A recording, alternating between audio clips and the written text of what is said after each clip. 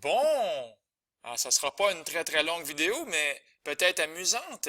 Qui sait, on est à la page 28 dans les notes de cours et déjà les mots sont écrits, mais on va pas tout de suite les copier de façon un peu sur le pilote automatique. J'aimerais ça qu'on aille voir ensemble un joli petit fichier GeoGebra. Alors GeoGebra, c'est un logiciel qui permet de tracer des droites et plein d'autres choses.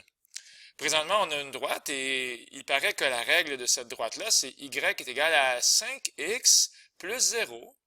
Alors, je vous rappelle qu'ici, on a le paramètre a, qui n'est rien d'autre que le taux de variation. Je pense même que je vais l'écrire ici. Taux de variation.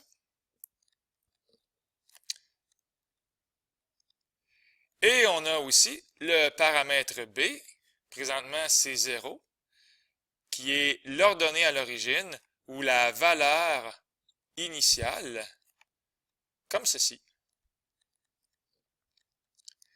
Et là, ce que je vais faire, moi, c'est jongler un peu, m'amuser avec les paramètres A et B et voir un peu qu'est-ce qui se passe. Par exemple, ici, le paramètre A, ça commence à monter jusqu'à un maximum de 10. Donc, voilà ce qui se passe quand on joue avec le paramètre A. Présentement, on retourne à ce qu'on avait au début. Le paramètre A, il vaut 5.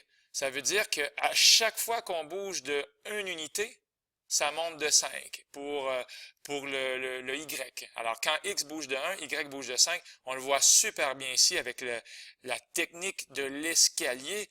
X bouge de 1, Y bouge de 5. Et encore une fois, en changeant le paramètre A, ici c'est écrit 1, 6. Donc, le taux de variation, c'est 6. C'est-à-dire que pour chaque bond de 1 unité pour la variable indépendante, mais là, ça monte de 6 unités pour la variable dépendante. Ce que j'aimerais qu'on tienne, c'est que présentement, je m'amuse comme ça depuis tantôt, mais à chaque fois que je fais apparaître un nombre pour le taux de variation, c'est toujours un nombre positif. Ben, dans ce temps-là, la droite, on dit qu'elle est croissante. La fonction, elle est croissante parce que le taux de variation, il est positif. Et c'est d'ailleurs le premier mot que je vous demanderais d'aller écrire. La fonction ici est croissante lorsque le taux de variation, le paramètre A, il est plus grand que 0. Donc, on va toujours avoir quelque chose qui monte lorsqu'on travaille avec un taux de variation qui est plus grand que 0. OK? Évidemment, ce ne sera pas toujours le cas. Si je retourne à mon fichier GeoGebra, qu'est-ce qui se passe si le paramètre A est négatif, moins 1? Alors, lorsque le taux de variation est négatif, au lieu de s'en aller en montant, ça s'en va plutôt en descendant. On voit peut-être un peu de façon maladroite l'escalier. Hein? Ça veut dire que lorsque x bouge de 1, y, au lieu de monter de 1, ben, il descend de 1. Tiens, on pourrait enlever les points peut-être. Voilà, c'est réglé. Un taux de variation ici de moins 2 ou moins 3. Alors, moins 3, y est égal à moins 3x, toujours plus 0. En date, toutes les droites qui sont apparues passent toutes présentement, là, depuis le début de la vidéo, elles passent toutes par le point 0, 0. Évidemment, ça va changer dans quelques minutes. Soyez pas inquiets.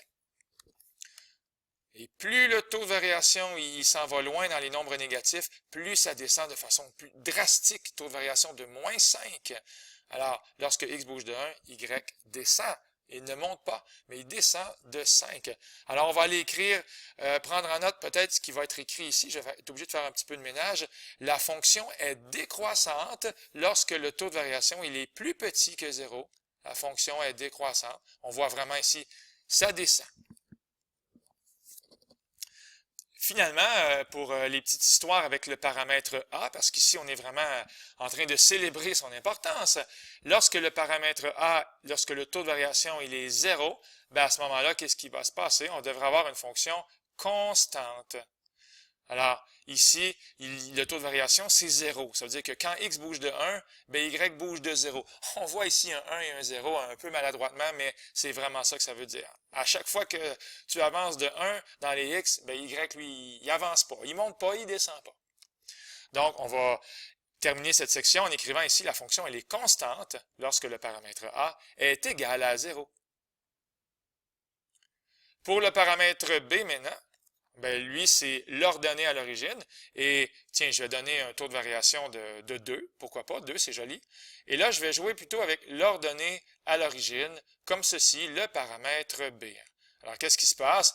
Ben ici, je pourrais avoir la règle y est égale à 2x plus 3. Le taux de variation, c'est 2. Et l'ordonnée à l'origine, ou la valeur initiale, c'est 3. D'ailleurs, on voit b est égal à 3. Ça veut dire que la droite va passer ici par le point 0, 3. Tout simplement. Avec un taux de variation de 2. Toujours. Lorsque x varie de 1, y varie de 2. L'escalier est toujours là, bien vivant parmi nous, même si ce n'est pas le plus bel escalier que j'ai fait. On devrait avoir plutôt des marches égales. Lorsque x varie de 1, y varie de 2. Alors, voilà. Donc, le paramètre B, la valeur initiale, lorsque le paramètre B est plus grand que 0, présentement ici c'est 3, ben on va croiser l'axe des Y, on va croiser ça, mais dans la partie positive de l'axe. OK? Et c'est ce qui va être à prendre en note dans quelques secondes. Si jamais le paramètre B il est plus petit que 0, comme ici, tiens, on va se rendre jusqu'à moins 6, pourquoi pas? Bien, ça veut dire qu'on va croiser l'axe des Y, mais cette fois-ci, dans sa partie négative, on va ici avoir le point 0, moins 6, parce que, évidemment, ça fait référence à toi ici, le paramètre B, qu'on aime beaucoup, je le souhaite. Alors, qu'est-ce que ça donne, ça, dans nos notes de cours à la page 28? Lorsque le paramètre B est plus grand que 0, la droite rencontre l'axe des Y, l'axe des ordonnées, au-dessus de l'axe des abscisses. On voit très bien ici que chaque point de rencontre avec l'axe des Y, ici, ici et ici, sont plus hauts. Hein? Ils sont plus hauts que l'axe des abscisses. On est au-dessus de l'axe des abscisses. Lorsque le paramètre B est plus petit que 0, bien, ça va être le contraire. On va rencontrer l'axe des ordonnées en dessous de l'axe des abscisses. Donc ici, ici et ici.